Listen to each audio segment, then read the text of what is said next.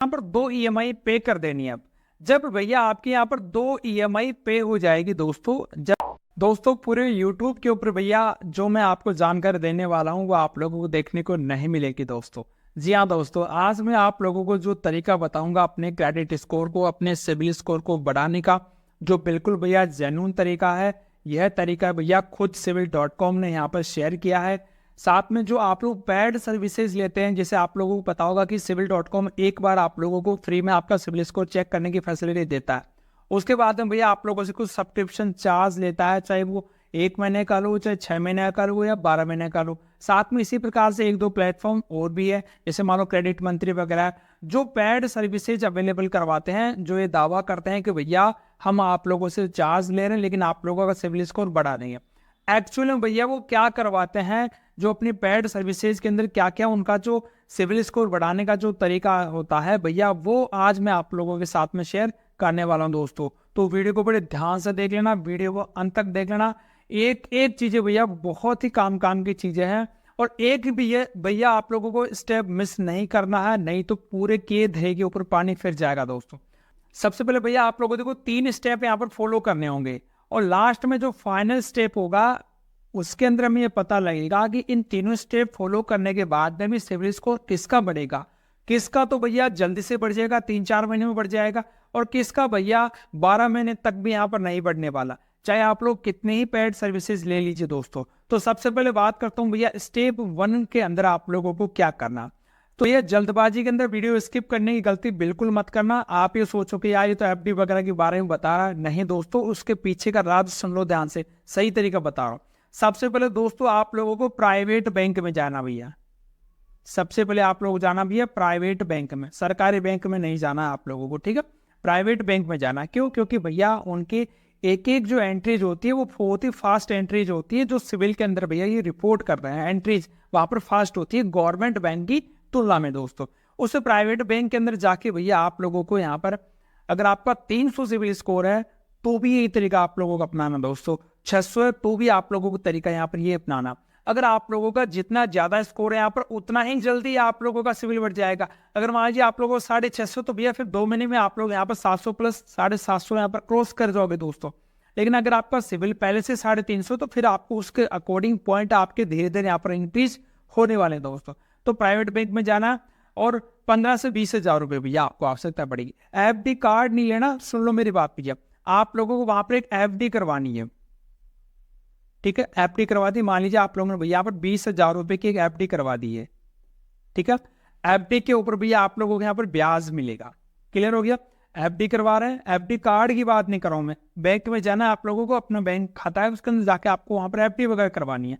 20 हजार रुपए की एफडी करवानी, 20 हजार की एफडी करवाने के बाद में चाहे आप लोगों का सिविल 350 क्यों ना हो, या आपके 1000 लोन डिफॉल्टर क्यों ना हो, वहीं पर आप लोगों को एफडी अगेंस्ट लोन मिल जाएगा, और वो लोन मिलेगा लगभग 80% आप लोगों को यहाँ पर लोन मिल जाएगा।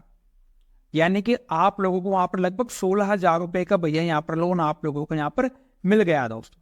16 हजार रुपए का लोन आप लोगों को यहाँ पर मिल गया। या अगर आप लोग चाहो तो भैया यहाँ पर एफडी का के ऊपर आप क्रेडिट कार्ड भी ले सकते हैं, दोनों में से कुछ भी ले सकते हैं। सपोज ये आप चाहते हैं कि नहीं यार मुझे लोन नहीं लिया, मुझे क्रेडिट कार्ड लेना, चलो भैया आप लोगों ने यहाँ पर क्रेडिट कार्ड ले लिया, ठीक है। क्रेडिट कार्ड ले लो आप लोग। किसके ऊपर लेना आप लोगों ने? एफडी के ऊपर क्रेडिट कार्ड लेना। अब ये स्टेप 2 के अंदर आप लोगों को क्या करना है, स्टेप 2 के अंदर इस कार्ड का आप लोगों को ज्यादा से ज्यादा यूज करना है दोस्तों। आप लोगों को भैया इस कार्ड का ज्यादा से ज्यादा यूज करना है। अगर मान लीजिए यहाँ पर आप लोग इस कार्ड का यूज करते हैं, कहीं शॉपिंग वगैरह में कर लिया, कहीं ऑयल वगैरह फिलिंग में कर लिया, आपने पेट्रोल डीजल भरवाने में कर लिया, और जो आपकी पेमेंट की जो ड्यू डेट आएगी भैया उससे 2 दिन पहले इसको जमा कर देना।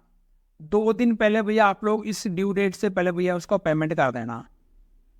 2 दिन पहले बोल रहा हूँ दोस्तों मैं आप लोगों को, वाकई में आप लोगों को सिविल में काफी इंपैक्ट पड़ेगा अगर जिसने ध्यान से ये पूरी बातें सुन ली तो। 2 दिन पहले भैया आप लोग यहाँ पर उसका पेमेंट कर देंगे, फिर से आप लोग कार्ड को इस्तेमाल करेंगे। ऐसा कम से कम आपको 2 महीने करना है लगातार। कितने भैया आप लोग? केवल 2 महीने का मैंने जुगाड़ बताया, इसमें आपका काम बन जाएगा।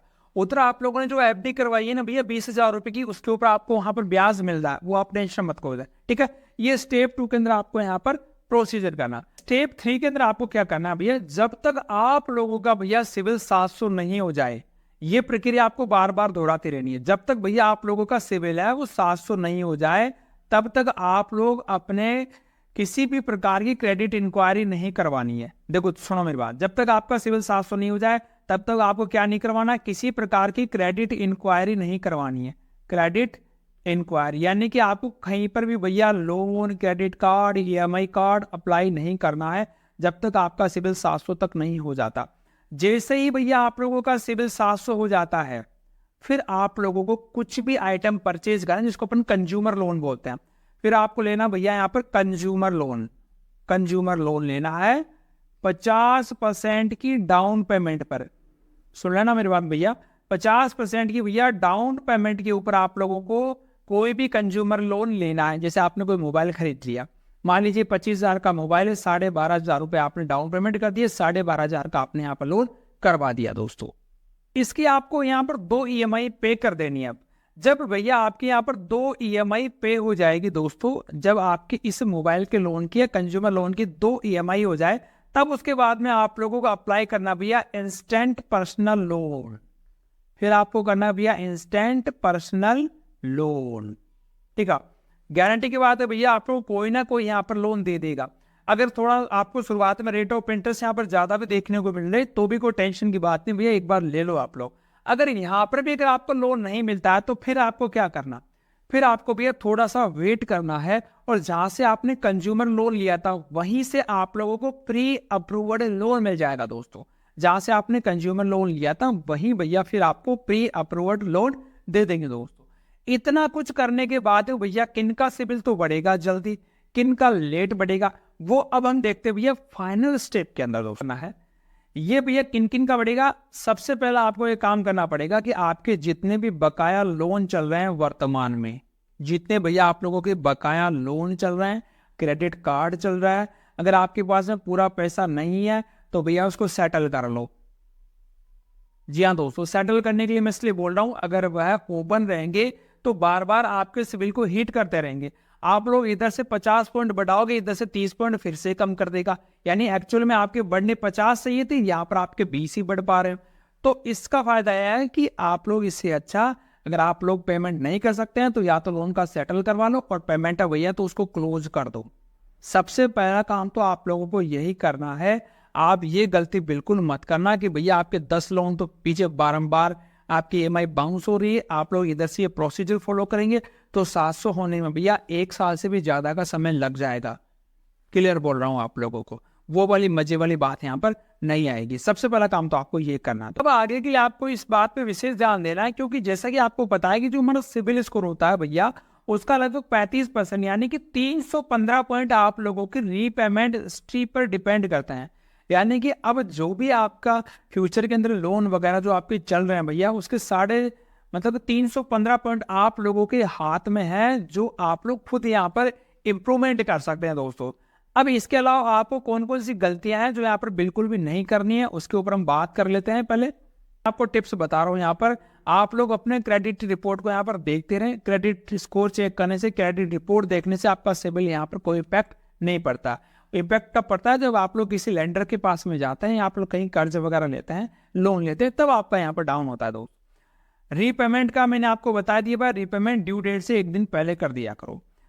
क्रेडिट कार्ड का जो यूटिलाइजेशन है वो 30% या 40% तक आप लोग यहाँ पर कर सकते हैं। इसके अलावा भैया छोटी समय के थोड़े से समय में भैया ज़्यादा से ज़्यादा लोन का अप्लाई आप लोगों को यहाँ पर नहीं करना चाहिए। कुछ यहाँ पर होता है भैया, आप लोगों को कुछ सिक्योर लोन भी लेना चाहिए, कुछ आपको अनसिक्योर लोन भी लेना चाहिए। जैसे मैंने आपको एफडी वाला लोन क्यों बताया, क्योंकि एक सिक्योर लोन है।